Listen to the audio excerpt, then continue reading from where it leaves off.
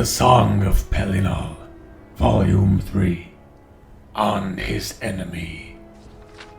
Pelinal Whitestrake was the enemy of all elf-kind that lived in Sirod in those days. Mainly, though, he took it upon himself to slay the sorcerer kings of the Aelids in prearranged open combats rather than at war.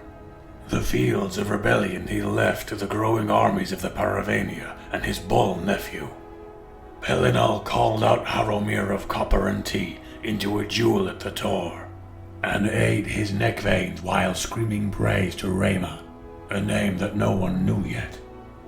Gordhaur the Shaper's head was smashed upon the goat-faced altar of Ninendava, and in his wisdom, Pelinal set a small plague spell to keep that evil from reforming by Welkind magic.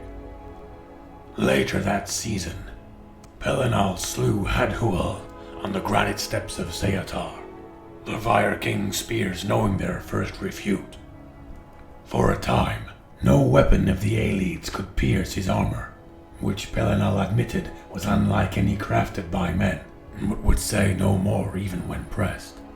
When Huna, whom Pelinal raised from grain slave to hoplite and loved well, took death from an arrowhead made from the beak of Selethalel the Singer, the Whitestrake went on his first madness. He wrought destruction from Norlame all the way to Seladil, and erased those lands from the maps of elves and men, and all things in them. And Perif was forced to make sacrifice to the gods to keep them from leaving the earth in their disgust.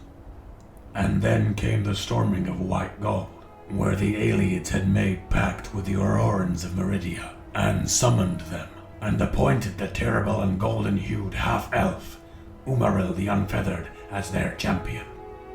And, for the first time since his coming, it was Pelinal who was called out to battle by another, for Umaril had the blood of the Ada, and would never know death.